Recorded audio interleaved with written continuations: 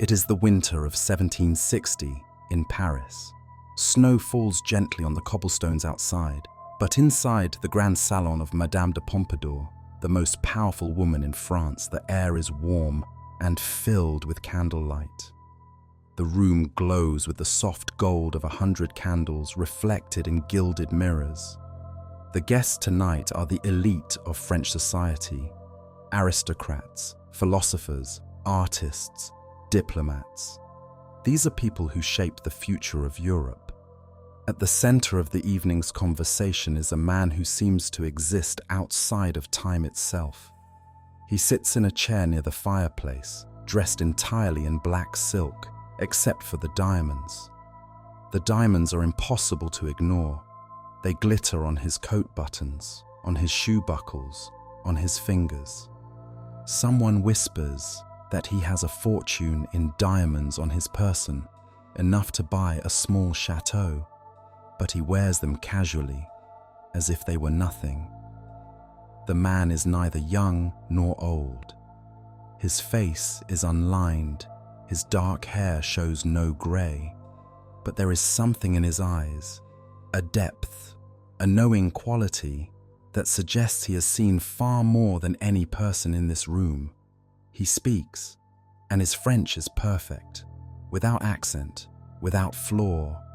He could be Parisian-born, but earlier in the evening, he was speaking German with the same native fluency, and Italian, and English, and Russian. The conversation has turned, as it often does in the salons of Paris, to history. Someone mentions a political scandal from 50 years ago, during the reign of the old king, Louis XIV. A minor affair, mostly forgotten now. The man by the fireplace smiles slightly and begins to speak. He describes the scandal with extraordinary detail. Not just the public facts that anyone might read in a history book, but the private details. The color of the dress the Duchess was wearing, the specific words exchanged in a private conversation, the weather that day, the smell of the gardens at Versailles. The room has gone quiet.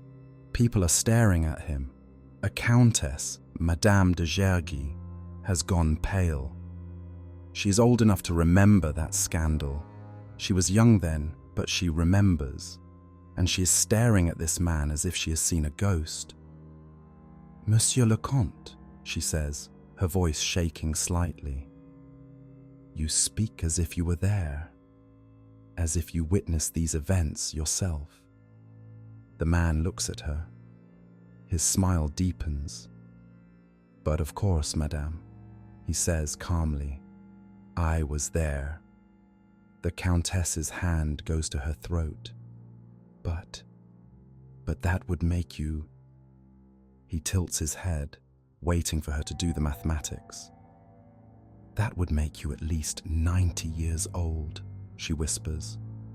He says nothing. The smile remains. "But you look no older than 40. "I am," he says, his voice soft and matter-of-fact. "Very, very old, Madame de Gergy. Much older than you imagine." Before anyone can respond, before anyone can ask the obvious questions, he rises gracefully from his chair. He bows to Madame de Pompadour, thanks her for a lovely evening, and walks toward the door. Someone calls after him, asking him to stay, to explain. But he is already gone, disappeared into the snowy Paris night, leaving behind only questions and the faint scent of his unusual tea. This was the Count of Saint-Germain, and this scene, or others like it, played out across Europe for decades. A man who appeared in the highest courts of the continent, who claimed to be centuries old, who spoke every language, who dazzled kings and baffled scholars. A man who seemed to know everything, to have witnessed history itself. And nobody, not the spies of France, not the investigators of England, not the scholars who spent years trying to unmask him, nobody could figure out who he really was. Before we continue this story, I want to ask you something. If you believe that the greatest mysteries of history deserve to be explored, if you believe that some questions are worth asking even if we never find the answers, you can help us continue this work by liking this video and subscribing. Your support allows us to keep diving into the enigmas of the past. Tonight, we will chase the shadow of the most mysterious man in European history. We will follow him from glittering ballroom to royal court, from alchemy laboratory to diplomatic mission. We will hear what kings said about him, what philosophers wrote about him, what witnesses swore they saw with their own eyes. We will examine every theory about his identity, from the plausible to the impossible. And at the end, we will confront the strange truth that despite 250 years of investigation, despite countless theories and research, we still don't know who the Count of Saint-Germain was. We don't know where he came from. We don't know how he died, or if he died at all. This is not a story about horror or crime. This is a story about mystery itself, about a man who became a legend simply by refusing to be understood, about the greatest disappearing act in history. Welcome to the Midnight Archives. Every person has a beginning, a birth certificate, a baptismal record, a family tree, a childhood home. Every person comes from somewhere. They have a mother, a father, a place where they first drew breath. Except, apparently, the Count of Saint-Germain.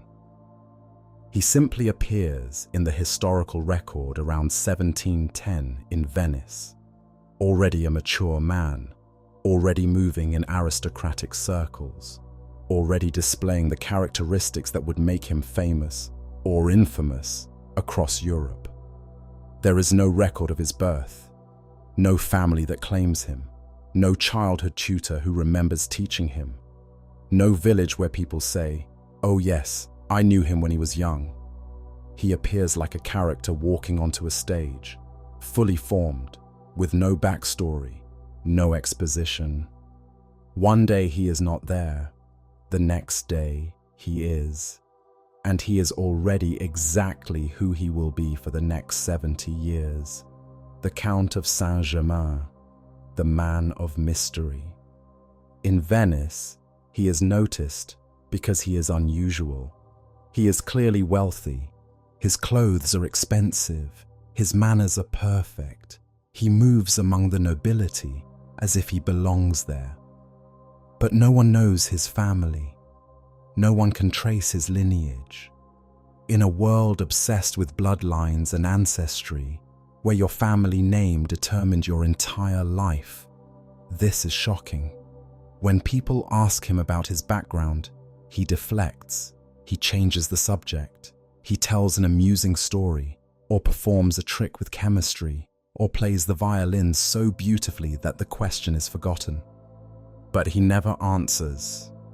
From Venice, he appears in London in the 1740s, then Paris in the 1750s, then Germany, Russia, the Netherlands. He moves through Europe like a ghost, appearing in one city, staying for a season or a year, then vanishing, only to reappear somewhere else. And wherever he goes, people notice him, because the Count of Saint-Germain is impossible to ignore. We know what he looked like because dozens of people described him in letters, diaries, and memoirs. He was not tall, perhaps 5'7" or 8, not imposing in physical stature, but he had presence. When he entered a room, people noticed. Part of this was his dress, always impeccable, usually black or dark colors, always with diamonds. So many diamonds. Diamond buttons on his coat, diamond buckles on his shoes, diamond rings on his fingers. He wore a fortune in gems as casually as another man might wear a simple silver buckle. His face was described as handsome in a refined way, not the rugged handsomeness of a soldier, but the delicate, aristocratic beauty of old nobility. His skin was pale and smooth, his hair was dark, worn in the fashion of the time. And his eyes, everyone who wrote about him mentioned his eyes. They were dark, penetrating, and gave the impression of great intelligence and even greater age. Here is the strange thing. People who met him in 1710 and saw him again in 1760, 50 years later, said he looked exactly the same, not older, not aged, the same. But it was not just his appearance that made him remarkable, it was everything he could do. The Count of Saint-Germain spoke at least 12 languages with native fluency: French, German, English, Italian, Spanish, Portuguese, Russian, Swedish, Danish, Arabic, Chinese, and Sanskrit. This is not like learning a few phrases in multiple languages.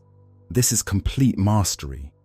Native speakers of each language said he spoke as if he were born to it. No accent, no hesitation, perfect idiom and grammar.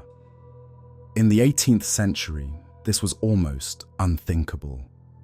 Yes, educated nobles might speak French and Latin and perhaps one or two modern languages, but 12? And not just European languages, but Arabic, Chinese, Sanskrit, languages that required years of study and immersion. Where did he learn them? When? Who taught him? And why would anyone need to speak 12 languages fluently unless they had lived in all those places for extended periods? He never explained. Language was just the beginning. The Count of Saint-Germain was a polymath, a master of multiple arts and sciences. He was an accomplished violinist. People who heard him play said he was among the best they had ever heard. He also composed music. Some of his compositions may still exist in archives, attributed to anonymous composers from the period. He was a painter. He had developed a unique technique using special pigments that made his paintings unusually vivid and long-lasting. Art experts who saw his work said the technique was unlike anything they had seen. He was a chemist and alchemist. He performed experiments that amazed the scholars of the day. He could dye fabrics in colors that didn't fade. He could remove flaws from diamonds, or claim to. He could change the color of gemstones through some chemical process. Whether these were genuine chemical discoveries or elaborate stage magic, no one could quite determine. He claimed knowledge of medicine and created various elixirs and remedies, including his famous elixir of life that he said kept him young. And he was a skilled diplomat and conversationalist. He could discuss philosophy with Voltaire, military strategy with generals, theology with bishops, and art with the finest painters in Europe. On every subject, he seemed to be not just knowledgeable, but expert. How does one person master so many different fields? It would take multiple lifetimes, which is, of course, exactly what he claimed he had. But it was his personal habits that made people truly suspicious that he was not an ordinary man. The Count of Saint-Germain never ate in public. In the 18th century, dining was the center of social life. Aristocrats would spend hours at elaborate meals, eating course after course, drinking wine, conversing. To refuse to dine with your host was an insult. To never eat in public was bizarre. But Saint-Germain did not eat. When invited to dinner parties, he would attend. He would converse brilliantly. But when the meal was served, he would simply sit there, smiling, not touching his food. If pressed, he might nibble on a piece of chicken or a spoonful of oatmeal, but that was all. He claimed he did not need food. He said he took a special tea, a brew of his own creation, and an elixir that sustained him. Some witnesses said they saw him drink his tea and eat nothing else for days or weeks at a time. Why? He explained that ordinary food was crude, that it shortened life, that his elixir was superior nourishment. The more practical explanation might be that never eating in public made him mysterious. It also protected him from poison, a real concern for a man moving in the dangerous world of 18th century politics. He also seemed to barely sleep. Servants who worked in houses where he stayed reported seeing his lights on at all hours, hearing him moving about, playing music, conducting experiments. Where others slept 7 or 8 hours, he seemed to sleep 2 or 3, and he never seemed to age. This is the most consistent observation across all accounts. People who knew him over decades said he looked the same year after year after year. Was this possible? With good genetics, careful living, and perhaps some cosmetic tricks? Yes, perhaps. But for someone to appear essentially the same from age 40 to age 80 or beyond, that was unusual enough to be noticed by everyone who met him. Our first detailed account of Saint-Germain in high society comes from London in the 1740s. England was at war, the War of Austrian Succession, and London was full of spies, diplomats, and intrigue. Into this atmosphere came the mysterious Count. Horace Walpole, the son of Britain's Prime Minister and a famous writer and gossip, met Saint-Germain and wrote about him in a letter dated April 1743. The other day they seized an odd man who goes by the name of Count Saint-Germain.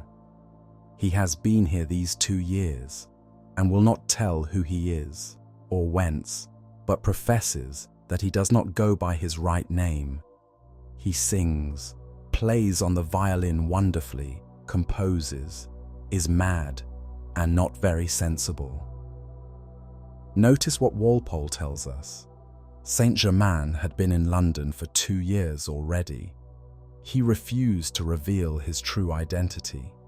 He was extraordinarily talented, and Walpole thought he was mad, meaning strange, eccentric, not quite normal. Saint-Germain was arrested briefly, suspected of being a Jacobite spy, a supporter of the exiled Stuart pretenders to the British throne. But he was released quickly. Either the authorities found no evidence, or he had powerful friends who intervened. After this brush with the law, Saint-Germain left London. He would not return to England for years, but his reputation had been established. He was someone worth watching. From London, the Count of Saint-Germain began his true European tour. Over the next decade, he would appear in the courts of Germany, the Netherlands, and finally, most importantly, France.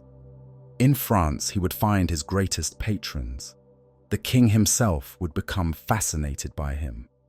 The most powerful woman in the country would seek his counsel. He would be given apartments in a royal chateau, a privilege reserved for princes and the highest nobility. But he would also make enemies, powerful enemies. And when his diplomatic mission failed, when he overreached himself and angered the wrong people, he would be forced to flee France forever. Yet even in exile, his legend would only grow. Because by the time he left Paris, half the city was convinced they knew his secret. They believed the Count of Saint-Germain was immortal, that he had lived for centuries, that he had walked with Christ and dined with Cleopatra and watched empires rise and fall, and the Count himself did nothing to discourage these beliefs. In fact, he encouraged them. Why would he do this? Why would a man deliberately make himself seem impossible, inhuman, supernatural? That is the question we will explore as we follow him into the glittering, dangerous world of the French court at Versailles. When the Count of Saint-Germain arrived in Paris sometime in the early 1750s, he entered a world that was perfect for a man of mystery. The French court at Versailles was the most sophisticated in Europe.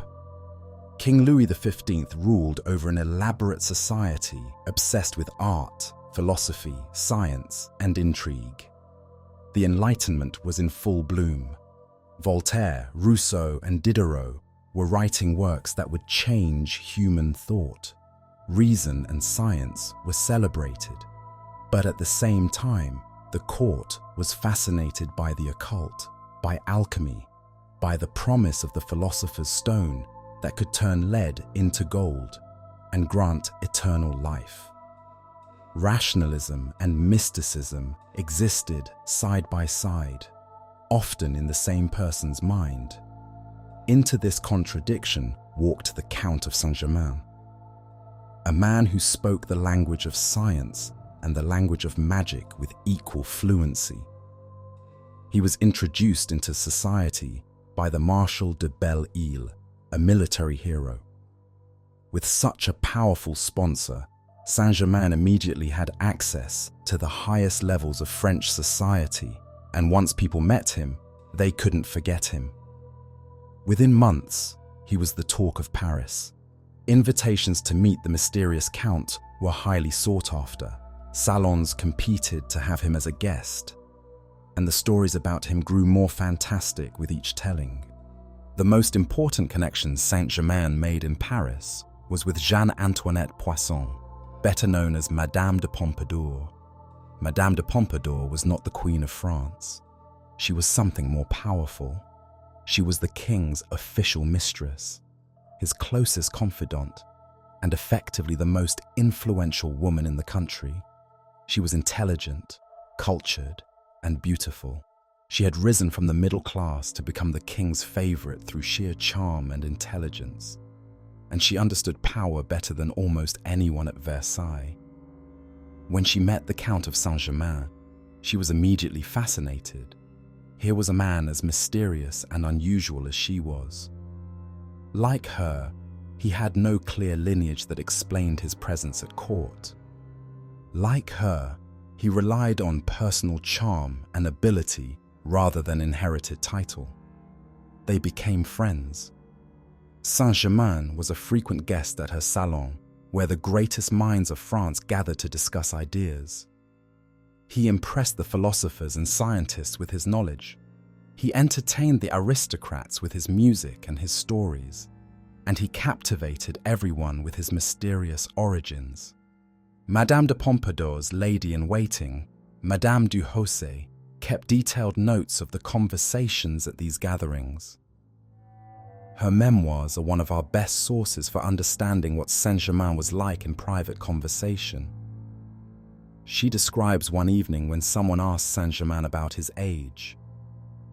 Saint-Germain smiled and said casually that he was very old indeed. "How old?" someone pressed. "I have lived for many centuries," he replied, as if discussing the weather. The room fell silent. Was he joking? Saint-Germain continued, his tone serious now. He said he had known the Holy Family personally. He had been present at the wedding at Cana, where Jesus performed his first miracle, turning water into wine. He described the event with specific sensory details: the quality of the wine, the decorations at the feast, the conversation he had with one of the apostles. Madame du Houssaye wrote that he spoke with such conviction, such specificity, that for a moment she almost believed him.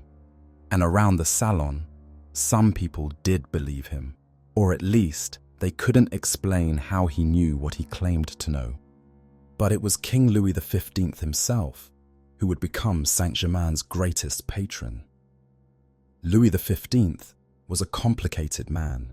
He was King of France, one of the most powerful positions in the world, but he was indecisive, melancholy, and often overwhelmed by the responsibilities of his position. He was interested in science and alchemy. He longed for secret knowledge, for shortcuts to power, for miracles. And the Count of Saint-Germain seemed to offer exactly that. Saint-Germain demonstrated his chemical knowledge to the king. He showed him how to remove flaws from diamonds, or appeared to. Whether this was genuine skill or elaborate trickery, the king was impressed. The promise of being able to improve gems, to create wealth through alchemy, was incredibly appealing. But more than that, Saint-Germain seemed to understand the king. He knew how to advise him, how to flatter him without seeming to flatter, how to be useful. And Louis XV, who trusted very few people, came to trust this mysterious foreigner. The king gave Saint-Germain an extraordinary privilege: private apartments at the Château de Chambord, one of the royal chateaux. This was unprecedented. Chambord was not just any building, it was a masterpiece of Renaissance architecture, a palace built for kings.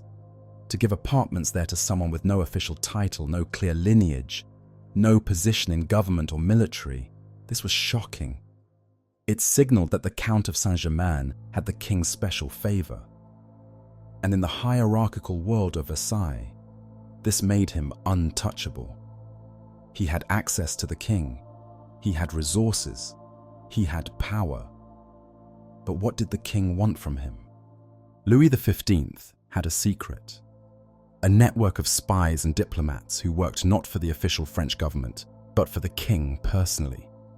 It was called the Secret du Roi, the king's secret.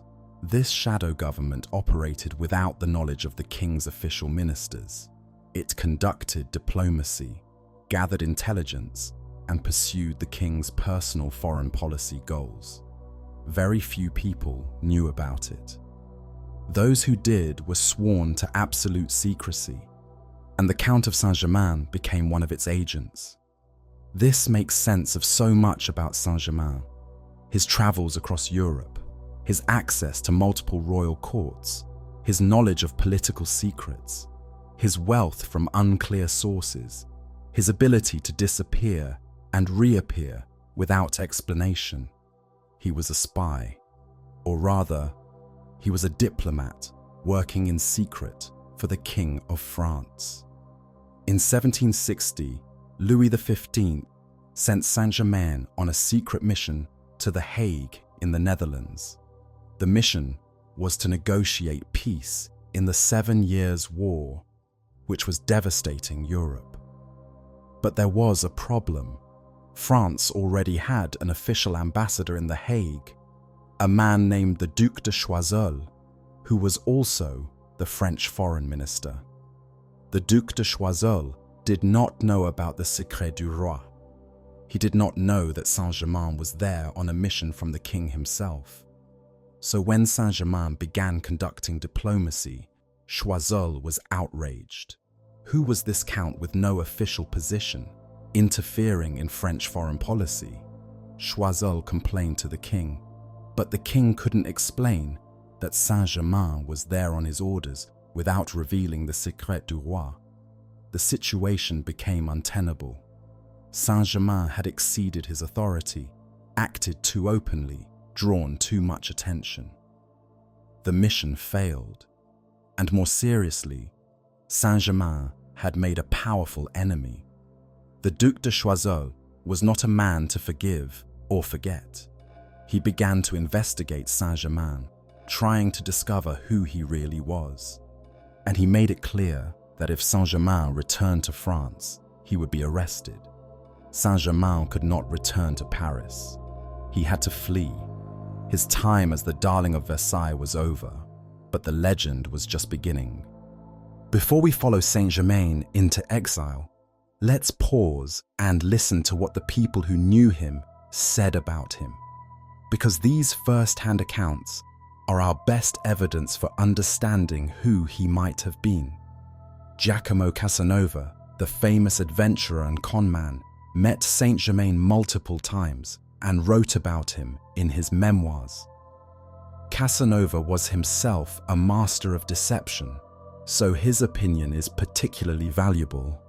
He wrote, "This extraordinary man, intended by nature to be the king of impostors and quacks, would say, in an easy, assured manner, that he was 300 years old, that he knew the secret of the universal medicine, that he possessed a mastery over nature, that he could melt diamonds. This extraordinary man would say that he had been an intimate friend of the Queen of Sheba, that he had dined with Plato and the Holy Fathers, and that he had amused himself by conversing with the Holy Family. But then Casanova adds, significantly, despite the obvious absurdity of some of his claims, his erudition was profound and his conversational powers were remarkable. Even Casanova, who made his living deceiving people, couldn't dismiss Saint-Germain entirely. There was something genuine beneath the showmanship.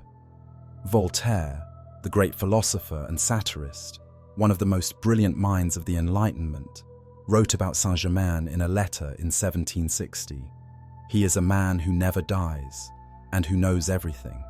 This from Voltaire, the arch-rationalist, the man who mocked superstition and championed reason. For Voltaire to say this, even somewhat sarcastically, suggests that Saint-Germain impressed even the skeptics. The Margrave of Brandenburg, a German prince, wrote, "He told me he had possessed for a long time the secret of perfecting gems. He showed me how he could enlarge pearls and render them of the first water. He knew my father who died in 1712 and described him most accurately. I asked him if his father had been in Russia. He replied no, but he himself had been there at that time." Notice the casual claim. Saint-Germain said he himself had been in Russia in 1712. If he appeared to be about 50 years old when this conversation took place in the 1750s, then in 1712 he would have been not yet born or an infant. But he spoke of 1712 as if from personal memory, and described people who had died decades earlier with such accuracy that witnesses believed he had actually known them. Here is what makes the Count of Saint-Germain so frustrating and so fascinating. On the one hand, he was clearly exaggerating, claiming things that were impossible. He could not have been 300 years old. He could not have dined with Cleopatra. These are absurd claims. On the other hand, his actual demonstrated abilities were extraordinary.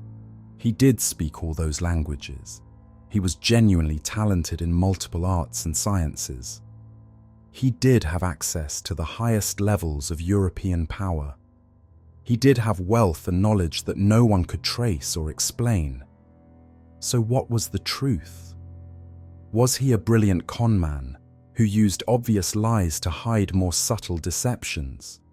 Was he a genuine polymath who, for some reason, chose to surround his real abilities with impossible claims? Or was there something about him that we simply don't understand? Forced to leave France, the Count of Saint-Germain disappeared from Paris in 1760. Many people assumed they would never hear from him again. Surely, without the king's protection, without the resources of Versailles, the mysterious count would fade away. They were wrong. Saint-Germain would spend the next 24 years traveling across Europe, appearing and disappearing, still fascinating everyone he met, still refusing to age, still refusing to explain himself. He would visit Russia and advise Catherine the Great. He would spend years in Germany under the protection of various princes. He would be linked to secret societies, to mystical teachings, to political intrigues that shaped Europe, and in 1784, he would officially die. His death would be recorded. He would be buried in a church in Germany. But as we will see, even death couldn't stop the legend of the Count of Saint-Germain. Because after 1784, the sightings continued. For decades, for centuries. And some people believe that he never died at all, that he is still out there, somewhere, immortal and unchanging, watching history unfold, just as he claimed to have done for millennia. When the Count of Saint-Germain left France in 1760, he did not disappear into obscurity. Instead, he continued his pattern of appearing in courts across Europe, staying for a time, then vanishing again. He traveled to the Netherlands, to Germany, to Russia, always moving, never settling for long. And wherever he went, he remained exactly what he had always been: mysterious, talented, ageless, and impossible to explain. In Russia, he appeared at the court of Catherine the Great during a crucial period. Russia was at war with the Ottoman Empire, the Russo-Turkish War of 1768 to 1774, and Catherine was looking for any advantage she could find. Saint-Germain presented himself as someone who could help. Some accounts say he provided intelligence about Turkish plans.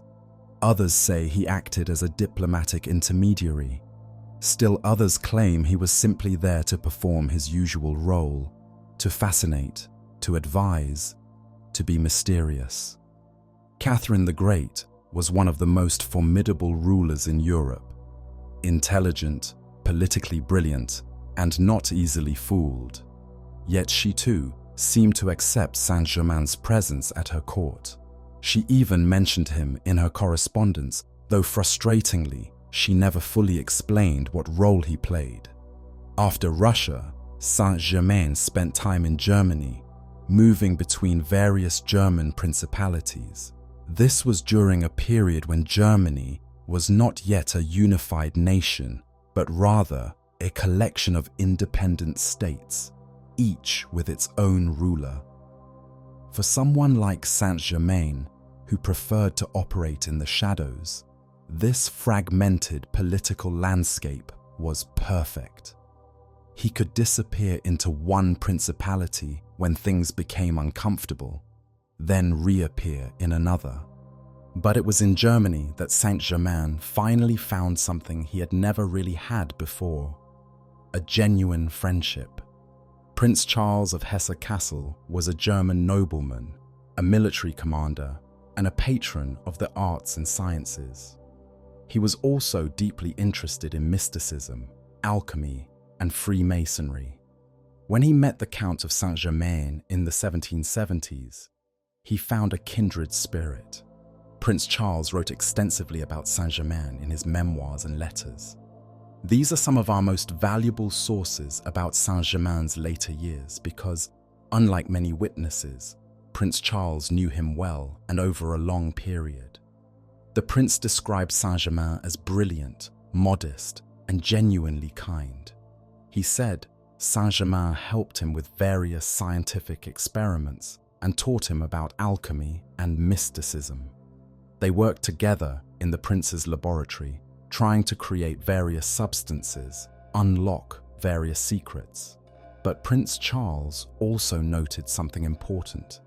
Despite their close friendship, Saint-Germain never fully explained who he was or where he came from. Even to his closest friend, he remained an enigma. In 1779, Prince Charles gave Saint-Germain an apartment in his palace at Eckernförde in Schleswig-Holstein, modern-day Germany. This would become Saint-Germain's final known residence. For the next several years, Saint-Germain lived quietly in Eckernförde, working on his experiments, occasionally receiving visitors, but mostly withdrawn from the public eye. The man who had once dazzled the courts of Europe seemed content to live in peaceful obscurity. And then, in 1784, he died. Or did he? According to official church records in Eckernförde, the Count of Saint-Germain died on February 27, 1784. He was buried in the local church. Prince Charles of Hesse-Kassel recorded his death and expressed grief at losing his friend. This should be the end of the story. A mysterious man lived an extraordinary life and then, like all humans, he died.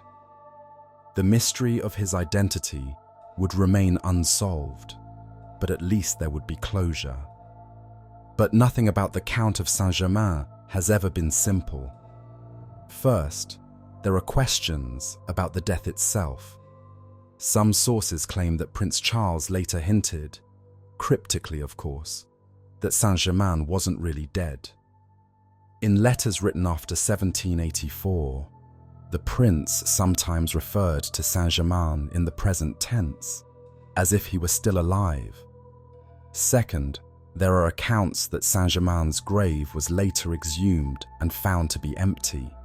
These accounts are not well documented and may be legend rather than fact, but they persist. Third, and most significantly, there are the sightings, reports of the Count of Saint-Germain appearing after his supposed death, not just immediately after, but for decades, even centuries afterward. Were these sightings real? Were they cases of mistaken identity? Were they hoaxes? Or was the 1784 death itself the hoax? A way for Saint-Germain to disappear completely, to finally achieve the privacy that had eluded him in life. The most famous post-death sighting occurred just 5 years after Saint-Germain supposedly died, during one of the most dramatic events in human history, the French Revolution. The year is 1789. France is collapsing into chaos. The old order is being swept away. King Louis XVI and his queen, Marie Antoinette, are losing control of their kingdom. Within a few years, they will both be executed by guillotine. And into this maelstrom came reports that the Count of Saint-Germain had returned to Paris. The Comtesse d'Adhémar, a lady-in-waiting to Queen Marie Antoinette, wrote in her memoirs that she personally encountered Saint-Germain multiple times during the Revolution. She described him as looking exactly as he had 30 years earlier, when she had met him at Versailles, unchanged, unaged. According to the Comtesse, Saint-Germain tried to warn Marie Antoinette about the coming danger. He told her that the revolution would lead to terrible bloodshed, that she needed to leave France immediately. But the Queen, trapped by protocol and political considerations, did not, or could not, heed his warnings. The Comtesse claimed that she saw Saint-Germain one final time in 1793, shortly before the Queen's execution. He appeared sad, defeated. He told the Comtesse, "There is nothing more I can do. My hands are tied by a stronger power than mine. There are moments when events escape even the control of those who claim to direct them." And then he disappeared into the crowd, and the Comtesse never saw him again. Are these accounts reliable? The Comtesse d'Adhémar's memoirs were written decades after the events they describe, and memory is fallible. Some historians believe she may have embellished or even invented the encounters with Saint-Germain to make her memoirs more sensational. But other people also reported seeing someone matching Saint-Germain's description in Paris during this period. The reports are numerous enough that they cannot be dismissed entirely. Was it really him? Or was it someone else, perhaps an imitator, or someone who had assumed Saint-Germain's identity? Or were people simply so eager to believe in the immortal Count that they saw him everywhere? The sightings continued into the 19th century. In the 1820s and 1830s, there were reports of a man matching Saint-Germain's description appearing in Vienna, Milan, and Paris, always looking the same age, always displaying the same talents and knowledge, always disappearing before anyone could investigate too closely. In 1867, Napoleon III, Emperor of France, became interested in the Count of Saint-Germain. He ordered a search of French police archives for any information about the mysterious Count. A dossier was assembled, but it was later destroyed in a fire during the Paris Commune of 1871. What secrets did it contain? We will never know. By the late 19th century, Saint-Germain had been adopted by occult and mystical movements as one of their patron saints. Madame Blavatsky, the founder of the Theosophical Society, claimed that the Count of Saint-Germain was one of the ascended masters, enlightened beings who had transcended normal human existence and now guided humanity's spiritual evolution from hidden locations. According to the Theosophists, Saint-Germain was not only alive, but actively working to advance human consciousness.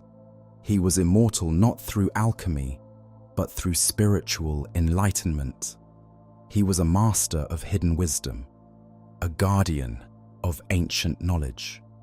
In the 1930s, an American mystic named Guy Ballard founded the I Am activity, a spiritual movement centered on the teachings he claimed to receive from Saint-Germain. Ballard said that Saint-Germain appeared to him on Mount Shasta in California and gave him messages about spiritual ascension, the nature of reality, and the destiny of America. The I Am activity attracted hundreds of thousands of followers and still exists today. For them, Saint-Germain is not a historical mystery, but a living spiritual master, a being of light who helps humanity from beyond the physical realm. Throughout the 20th century and into the 21st, various mystics, channelers, and New Age practitioners have claimed to communicate with Saint-Germain. Books of his supposed teachings have been published. People claim to see him in visions or dreams. He has become a permanent fixture in the world of spirituality and mysticism. But this version of Saint-Germain, the ascended master, the spiritual guide, has very little to do with the historical figure who moved through 18th century Europe. The legend has completely overtaken the man. And so we arrive at the central question that has obsessed researchers, historians, and mystery enthusiasts for over 250 years. Who was the Count of Saint-Germain? Was he a nobleman in hiding, a spy with an elaborate cover story, a conman of genius-level intelligence, an immortal alchemist, a time traveler, something else entirely? Every theory has its supporters, every theory has its flaws, and the truth, maddeningly, remains just out of reach. Let us examine the major theories, one by one, and see if we can finally solve the mystery that has stumped generations of investigators. Or perhaps we will simply deepen the mystery, because sometimes, the more you learn about the Count of Saint-Germain, the less sense he makes. For over 250 years, investigators have tried to unmask the Count of Saint-Germain. Police archives were searched, genealogical records were examined, witnesses were interviewed, theories were proposed, investigated, and either partially confirmed or thoroughly debunked. And yet, we are no closer to knowing his true identity than people were in 1760. This is extraordinary. The 18th century was not the distant past. We have extensive records from this period. We know the names of thousands of nobles, their family trees, their movements across Europe. We have customs records, police reports, diplomatic correspondence, private letters, newspapers. How does one man move through all of this, interact with hundreds of people, live for decades in the public eye, and leave no trace of his true identity? Either he was spectacularly good at covering his tracks, or everyone who might have known the truth kept his secret, or both. Let's examine the major theories about who Saint-Germain really was, from the most plausible to the most fantastical. Theory 1. Prince Francis II, Rákóczi's son. This is one of the oldest and most persistent theories about Saint-Germain's identity. Prince Francis II, Rákóczi, was a Hungarian nobleman who led a failed rebellion against Habsburg rule in the early 1700s. He had several children, and according to some sources, one of them, a son born around 1696, officially died in infancy. But there were always rumors that the child hadn't really died, that he had been sent away secretly for protection. The theory suggests that this son became the Count of Saint-Germain. Evidence 4. The timeline fits roughly, though not perfectly. It explains Saint-Germain's evident noble bearing and education. Prince Charles of Hesse-Kassel, who knew Saint-Germain well, believed this theory. It explains why Saint-Germain could never reveal his identity, political reasons. The Rákóczi family were rebels, enemies of the Habsburgs. Some people who knew the Rákóczi family said they saw a resemblance. Evidence against. The son supposedly died in 1700, which would make Saint-Germain only 10 to 15 years old when he first appeared in Venice in 1710. Possible but unlikely given his reported sophistication. The timeline of Saint-Germain's appearances doesn't match perfectly with Rákóczi family movements. No definitive documentary evidence links them. It doesn't explain his vast wealth or his appearance in places where Rákóczi connections wouldn't help. This theory is plausible but unproven. It provides a name and a background, but it leaves many mysteries unsolved. Theory 2. Illegitimate royal son. A variation on the Rákóczi theory suggests that Saint-Germain was the illegitimate son of some European royal, perhaps Spanish, perhaps Portuguese, who was given a generous allowance and excellent education but could never claim his true parentage. Evidence 4 explains his education, refinement, and bearing, explains his wealth, a secret allowance, explains why he couldn't reveal his identity, scandal, explains his access to royal courts. Half-brothers or uncles might secretly help him. Illegitimate royal children were common in the 18th century. Evidence against. Purely speculative, no specific candidate has ever been identified. Illegitimate children were usually acknowledged in some way, given minor titles. Doesn't explain his extraordinary talents or his longevity. This theory is possible, but difficult to prove or disprove without specific evidence. Theory 3. Master Spy. This theory suggests that Count of Saint-Germain was not a person but a role, an identity used by multiple spies over decades, which is why he never seemed to age and why he appeared in so many places. Evidence 4.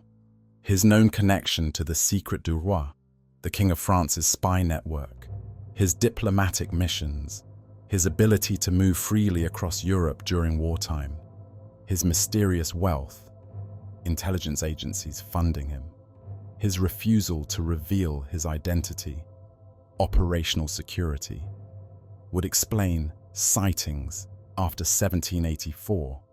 A new agent took the role. Evidence against. Too many specific physical descriptions from different witnesses match his specific talents. Violin playing, painting, languages would be hard to fake across multiple people. Close friends like Prince Charles would have noticed if he were replaced. The personality and character remained consistent across decades. This is an intriguing theory, but doesn't hold up well when you examine the specifics of witnesses' accounts. Theory 4. The Freemason-Rosicrucian connection. This theory suggests Saint-Germain was a high-ranking member of a secret mystical society, either Freemasonry, Rosicrucianism, or some other esoteric order, and that his knowledge, wealth, and mysterious identity were all related to this membership. Evidence 4. Many of his patrons were Freemasons. Prince Charles definitely was. His interest in alchemy and mysticism fits these traditions. These societies had networks across Europe that could have supported him. Some Freemason legends specifically name Saint-Germain as a member. His claims of ancient wisdom fit Rosicrucian teachings. Evidence against. Freemasons kept records. Saint Germain doesn't appear in most of them. This doesn't really explain his identity, just his connections. Secret societies don't typically provide unlimited wealth to members. Many talented people were Freemasons. It doesn't make them mysterious. This is less a theory about his identity and more about his possible affiliations. Theory 5. The Master Con Artist. This theory proposes that Saint Germain was simply a brilliant conman, like Casanova or Alessandro Cagliostro, who created an elaborate persona to gain access to wealth and power. Evidence 4. The 18th century was full of such adventurers. His claims were obviously exaggerated. He wasn't really 300 years old. Never eating in public could protect against poison or avoid revealing things. The never aging could be achieved with good genes, cosmetics, and careful timing of appearances. Con men often target the wealthy and powerful. Some of his alchemy was likely stage magic. Evidence against: his skills were real: languages, music, painting, chemistry. He never seems to have actually stolen or defrauded anyone. He had genuine political influence, not just social access. Con men typically slip up eventually. Saint Germain never did. Most con men are eventually exposed. Saint Germain never was. If it was a con, what was the end game? He died, apparently, in modest circumstances, not having accumulated vast wealth. This theory explains some aspects of Saint Germain, but not others. He was possibly partially a con man, but there was clearly more to him than that. Theory 6. Time traveler, the impossible theory. I include this not because it's plausible, but because Saint Germain's story has inspired this speculation in modern times.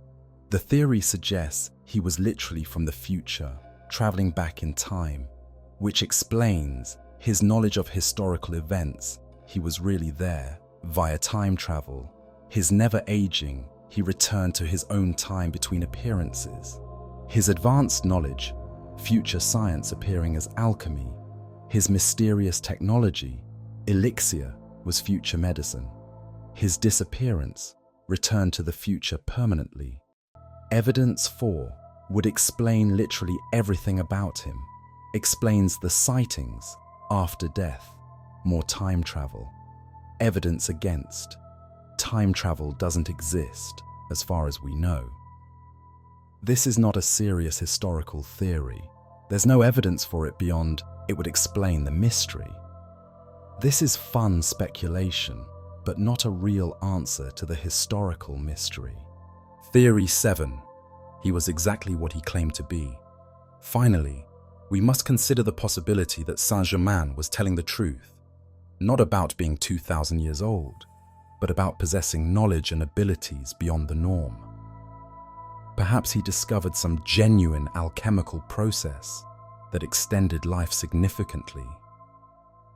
Perhaps he found some medical or dietary regimen that slowed aging dramatically.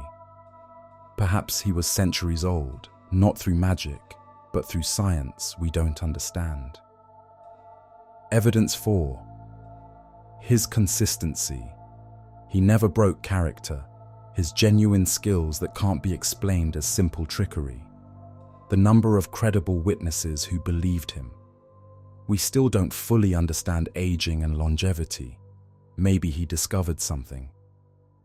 Evidence against. No physical evidence of alchemy working. No record of anyone else achieving similar longevity. Violates everything we know about human biology. The simpler explanation is usually correct. Occam's razor. This theory requires us to believe something extraordinary. And as Carl Sagan said, extraordinary claims require extraordinary evidence. We don't have that evidence. After examining all the theories, what can we say with confidence? What we know: a man calling himself the Count of Saint-Germain existed in the 18th century. He was genuinely talented and highly educated. He deliberately concealed his true identity. He had significant wealth from an unknown source. He had high-level political connections. He appears to have been involved in espionage, diplomacy. He cultivated an aura of mystery and immortality. His true identity was never discovered. What we can reasonably infer, he was likely from a noble family. His bearing and education suggest this. He probably couldn't reveal his identity for political reasons. He was partially a con man. Some of his claims were obviously false. He was partially genuine. His skills were real. He was extremely intelligent and psychologically sophisticated. He understood the power of mystery and used it deliberately. What remains genuinely mysterious? His exact identity, name, birth, family, the source of his wealth. Whether he truly never aged or just appeared not to. His exact role in European politics or espionage, how he died, and whether the 1784 death was real, why he created this elaborate persona. The truth is probably less exotic than the legend, but still remarkable. He was likely a nobleman in hiding, possibly doing intelligence work, who was so skilled at maintaining his cover that he took his secret to the grave. But we will never know for certain. The Count of Saint-Germain achieved what few people in history ever have. He became truly mysterious. Not mysterious in a superficial way, but genuinely, deeply, permanently unknown. And perhaps that was the point all along. Perhaps the Count of Saint-Germain didn't want to be remembered for who he was. He wanted to be remembered for what he represented. Mystery itself. The unknowable. The impossible. In an age of reason, he was unreasonable. In an age of science, he was magical. In an age of documentation and records, he was a blank page. He became, in essence, immortal. Not because he lived forever, but because the mystery lived forever. Over 250 years after his death, we are still talking about him, still trying to solve him, still fascinated by him. If that was his goal, to become a permanent enigma, a legend that would outlive any mortal life, then Count of Saint-Germain succeeded completely. But at what cost? And who was the man behind the legend? The Count of Saint-Germain appeared in Europe around 1710. He vanished from history in 1784. Between those years, he dazzled kings, baffled scholars, and created a legend that has lasted for centuries. We do not know his real name. We do not know where he was born or who his parents were. We do not know how he acquired his wealth, his education, or his extraordinary abilities. We do not know why he chose to live the way he did, moving from court to court, never settling, never revealing himself, never becoming fully real to anyone. What we do know is that he was one of the most fascinating people ever to walk through history's pages, and that sometimes the most interesting thing about a person is not who they were, but who they refuse to be. I want to suggest something that might seem contradictory. The Count of Saint-Germain was both real and invented. There was a real man with a real history, real parents, a real childhood. But that man deliberately erased himself and created the Count of Saint-Germain in his place. The Count was a performance, a character, a work of art. And the performance was so perfect, so completely maintained, that the real person disappeared behind it entirely. This was not accidental. This was intentional. Saint-Germain never slipped, never forgot his lines, never let anyone see behind the curtain. He played the role for 70 years, until the day he died. That kind of consistency, that level of commitment, suggests that this was not just a disguise. It was his life's work. But why? Why would someone do this? Perhaps he was hiding from enemies. Perhaps the man who became Saint-Germain had powerful people who wanted him dead, and the only way to survive was to become someone else entirely. The mystery was armor. The legend was protection. Perhaps he was serving a cause. Perhaps he believed in something, a political ideal, a mystical truth, a vision of Europe's future, and his work required him to move freely, unseen, unquestioned. The mystery gave him access. The legend gave him credibility. Perhaps he was lonely. Perhaps the real man had lost everything, family, home, identity, and decided that if he had to be no one, he would be everyone. The Count who spoke every language, who had lived every life, who had seen everything. A man so mysterious that people would remember him forever, even if they never knew him at all. Or perhaps he simply understood something profound about human nature, that we are fascinated by mystery, that we give power and attention to what we cannot explain, that the unknown is more compelling than the known. And he used that knowledge to create himself as a legend. The Count of Saint-Germain left no children, no family, no estate, no possessions of significance. He wrote no books under his own name. He created no lasting institution. By conventional measures, he left nothing behind, and yet his legacy is enormous. In history, he remains one of the great unsolved mysteries. Academics still study him.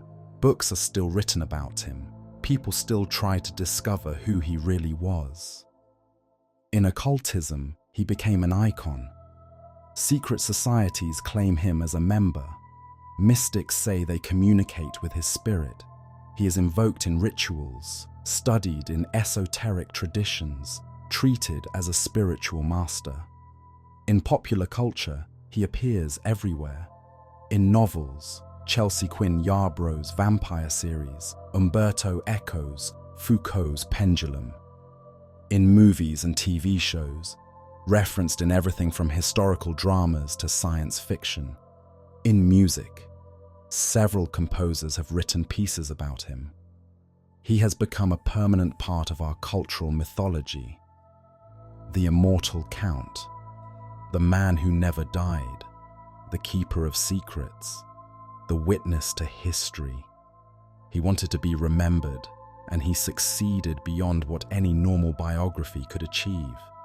Because he didn't just live a life, he created a mystery, and mysteries never die. I've spent this entire documentary asking, who was the Count of Saint-Germain? But perhaps that's the wrong question. Perhaps the right question is, why do we care who he was? What is it about this mystery that has captivated people for 250 years? Why can't we let it go? Why are we still trying to solve it? I think it's because the Count of Saint-Germain represents something we all want on some level. He represents the possibility of transformation, of reinvention, of becoming someone entirely new, of leaving our past behind completely. Most of us are trapped by our identities. We're defined by where we're from, who our parents were, what education we received, what mistakes we made. We carry our history with us like chains. But the Count of Saint-Germain walked free. He had no past because he erased it. He had no limitations because he invented himself. He was whoever he chose to be, and he was so committed to that choice that he convinced the most powerful people in Europe that it was real. That's a kind of superpower, and it's a kind of freedom that most of us will never have. Maybe that's why we can't stop thinking about him. Because he did something we can't do. He became a mystery. He became impossible. He became, in his own way, immortal. Somewhere, lost in history, there was a real person. A child who was born. A young man who learned languages and music. A person who had reasons for doing what he did. Who had feelings and fears and hopes. That person is gone. Completely erased. We will never know his name, but the Count of Saint-Germain, the legend, the mystery, the impossible man, he's still here, still fascinating us, still making us wonder. And maybe that's exactly what he wanted, to die as a man, but live forever as a question mark. If you've been intrigued by this mystery, if you have your own theory about who the Count of Saint-Germain really was, I want to hear it. Leave a comment below. Tell me what you think. Was he a spy? A nobleman in hiding? An immortal alchemist? A time traveler? Or something else entirely? And if you enjoyed this journey into one of history's greatest enigmas, please like this video and subscribe to our channel. We explore the mysteries of the past. Not always the dark and terrible ones, but the strange and beautiful ones too. The stories that remind us that history is full of questions we may never answer. Thank you for joining me on this search for the Count of Saint-Germain. We didn't find him, but maybe that's appropriate, because he didn't want to be found. He wanted to be a mystery. And 250 years later, he still is. May the Count of Saint-Germain, whoever he was, finally rest in peace. And may the mystery he created continue to inspire us to look deeper, question more, and remember that some things in this world will always remain beautifully, wonderfully unknown.